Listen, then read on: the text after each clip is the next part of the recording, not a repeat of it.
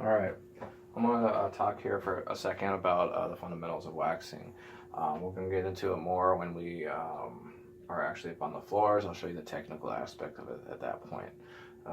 Here I just want to go over through some fundamentals so we can kind of understand what we're going to do before we actually go up on the floors and do it. It's always good to have a plan and understand what we're doing before we get up on the floors. So a couple key rules is that there's a 20-minute walk time. After 20 minutes of your wax sitting, it will then become hard enough for people to walk on. But you want to minimize that too, because people can track things on there, and you're going to need to, like, re-spot mop and stuff like that. Just if people were to track something on, so you don't really want to. If they have to, they have to, but you want to minimize that as much as you can. There's a 35-minute recoat time on that as well.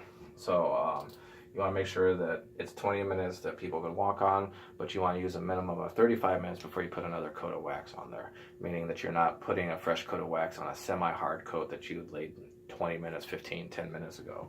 It may look hard, it may feel nice and cured, but you want to make sure that we're not putting fresh wax on semi-hard waxing. So also, you want to make sure that you're not putting more than 3 coats of wax on during an 8-hour shift, meaning that you're not doing 4, 5, 6 coats at a time. You don't want to put, even if you are using appropriate cure times or dwell times, your 35-minute, 45-minute, you don't want to put too many coats on in a short amount of period. So no more than 3. Because you'll start seeing things if you use shorter recoat times, or if you put too much on, you'll start seeing your mop patterns. You'll see pad marks. You'll see streaking, weird checkerboard things that go on, because the wax really isn't as hard as it needs to be, and you'll get start doing this weird bonding thing, and it's just not good. Then we'll have to restrip it at that point. And restripping fresh wax is not fun because it's fresh, and it's a little harder to break through. So we want to make sure that we're using that appropriately. I have a couple diagrams here that we could use, a couple examples. We're going to start off with the traditional room, basically a square rectangular room, pretty small room. We'll say it's like an exam room. Not a whole lot of geometry involved, not a whole lot of space involved, to where you're able to hit it all in one hit and work your way out of it. We'll say that this is an exam room. First step you want to do is you want to identify your exits and figure out where you're going to work your way out of. I always like working my way. I work my way out to the long section, meaning that I wax to the short. I'll never do a floor from this way out, because you don't want to have too long of a stroke, because by the time you make your back stroke, this part right here is already starting to dry up on you, and you're going to leave streaks, you're going to leave pad marks and stuff. So you always want to wax towards the smaller section and work your way lengthwise out of a room. So the first thing you want to do is you want to identify your exits, which one you're going to work your way out of, and you want to block this. We do have barricades, wet floor signs. If you're working with a 2-man group, have one of the guys stand guard, because there will be people that will walk through. And now it sounds like a waste of labor, but it's better to have somebody there that can stop somebody, rather than having somebody cut in through your fresh coat of wax. You're going to have to start basically the project all over again. So we want to guard. We want to make special guard that. You don't want to assume that nobody's going to walk through a door and just leave it unguarded and unbarricaded, because people will walk through, and it'll happen. So you want to block the relevant exits, and we'll say that there's only 2. We work in a hospital, and a lot of these rooms are going to have more than 1 exit. So you want to make sure we identify those and get those properly marked and barricaded. Communicate this with area staff. Let them know that you're starting to wax, so make them aware that waxing is taking place, and not to walk into certain areas. So to start with this room, like I said, I wax towards the shorter end of the room, so which is going to be this section here, and I'm going to work my way back. So I'm going to start here. I basically wax left to right. It's just something that I do. If you want to wax from right to left, it doesn't really going to make a whole big of a difference. I just always wax left to right. So I'll start at this point here at the furthest corner, and then I'll wax in this direction, and I'll make a backstroke, which we'll get more into as we go, as we do the technical portion of it. And then as I do my backstrokes, I'll go down about 2 feet down the edges, and then come back up. You don't want to go too far down either, because it'll start drying on you. You don't want to leave pad marks or anything like that. So and then you come again and you overlap, and then you come back, and you repeat this until we're basically through the entire room. Okay, and then you want to work your way out. You want to make sure that you're working your way towards the exit. You never want to paint yourself into a corner. You're going to be stuck in this corner. You're going to walk through your product. The problem with walking through your product, yeah, you can fix it as you go through, but eventually when you get out, you're going to start tracking your stuff on parts that you don't want, wax footprints. Okay, so you want to make sure that we don't walk into our product at all, that we work our way straight out. One thing you have to remember with waxing, it's basically same fundamentals as mopping, but you have to be thorough and you have to be careful about how much product we're using. Other than that, it's the same thing as mopping. You don't want to use too much wax, because you're going to leave weird runs or little rivers in there that won't dry properly. And if you use too little, you'll leave streaks and pad marks. So you want to find the optimum amount of wax to use in the area that you're working. We'll get more into that, like I said, once we start doing the actual physical tutorial on that. But that's traditional, starting at one corner, doesn't matter which, and working your way straight back and working your way quickly, because you don't want your wax to dry as you're making you're overlapping, and then you're overlapping into semi-hard wax. That streak that you work through is going to show, so you want to avoid that. So you have to work moderately quickly. You'll see that it's not a foot race. I'm not going to be sprinting through, but you'll see that I start and I'm pretty quick about it. You'll see that I'm pretty steady and pretty quick, because the last thing you want is your stuff to dry on you as you're making your pass-throughs. So you'll see that. Cutting. Cutting is something that you do if you're in a high traffic area and there are places that you can't cut, that you can't do all at once. You may be in a larger room, that this room may be 35 feet and this one's only 12 feet. The thing is, once you start making your stroke, you get back to here, your backstroke, this is already starting to dry on you, because you're going a very long distance. So we'll say I know it's the same size per the diagram, but we'll assume that this one's a larger room than this one. That's why we're cutting. So basically what I'll do with cutting is that if there's no natural indicator in the floor, if there's not like if there's no tile line that you can use, or a bonded seam that you could use, I'll get like wet floor signs and get them relatively in a line and line them up every couple feet. And again, blocking all your exits, important, and working your way here.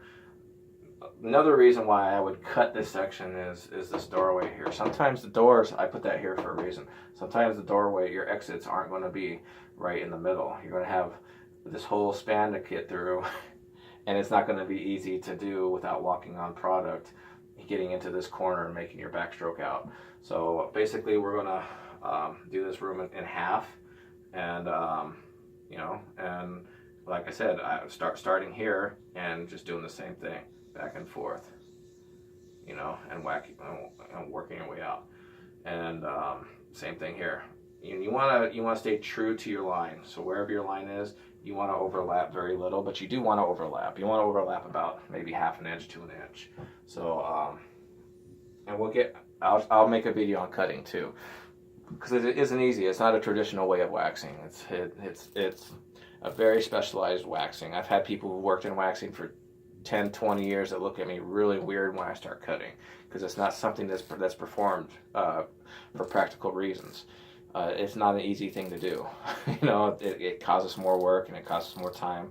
And if you're not used to cutting, you can create some weird transition points. And you want to make sure that when you cut, you can't see your transitions. If you see your transitions, that's not a good thing. So you want to be pretty exact in your lines here.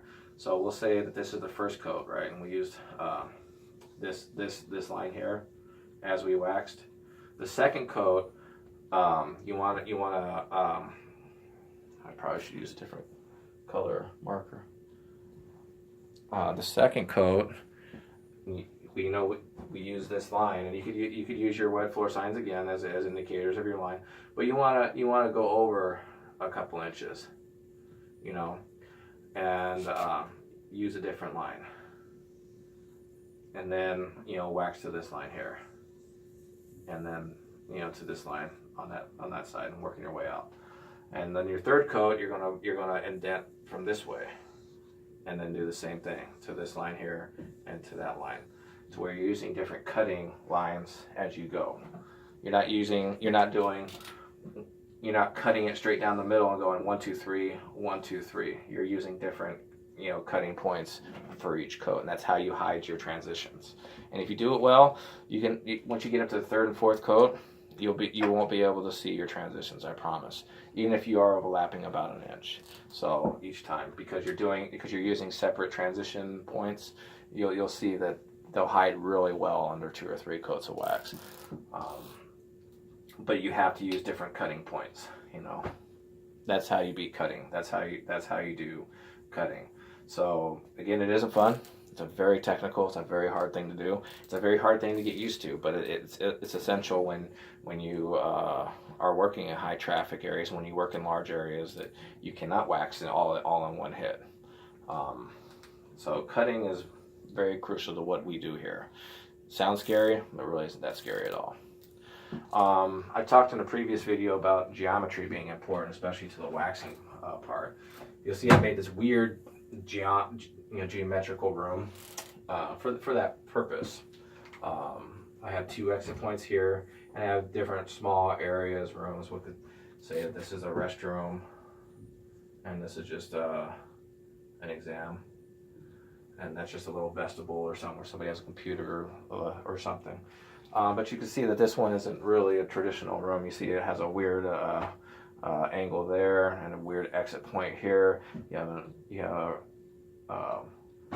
have an exit there and a restroom there. So when you see something like this, the best way to do it, because there's different ways you can do it. You can start back here and just do everything as you go. The way that I do it is I cut. I'll do each one of these rooms first. I'll do this room. I'll even do this vestibule first. Okay, I'll wax all that first, and then turn it into a simple room clean, a room wax. Again, these angles are going to throw you off when you're waxing because it isn't perfectly square, so you have to be mindful of that. You'll see some rooms that have curvature to them. Waxing in the curvature is not a fun thing to do, but it's something that we have to do. We do have curved floors in this situation. So judging by that, we could do either 2 ways because we wanna wax towards with the narrow part of the room. We could either start from this point here and work your way out here, or go from this point here and work your way back here. If it was me, I would probably go and work this point here because the door is more centered. Things work a lot easier when your doorways are centered. You don't have to do weird and exciting things to get. If we were working from here, we would have to turn and wax this way to get out of that, and we don't really want to do that too much. We want to make just one steady waxing motion as we get through the room. We can do that, but it's just a little bit harder to do. So just by looking at this, I will plan on working it from this direction here and working towards the doorway here because of the centered door. So then basically I would start here, and waxing as we go, and of course just pulling your way out and turning this into a pretty simple room at that point. So even when I do patient rooms and it's not a large area, when I do the restroom, I always do the restroom first. I always cut the restroom and then do the room. I don't do the room and then do the restroom once I get to that point. I always cut off at the restroom. I always do that first and turn it into just the room that we're doing. We want to simplify things when we wax, because what we do is not easy, and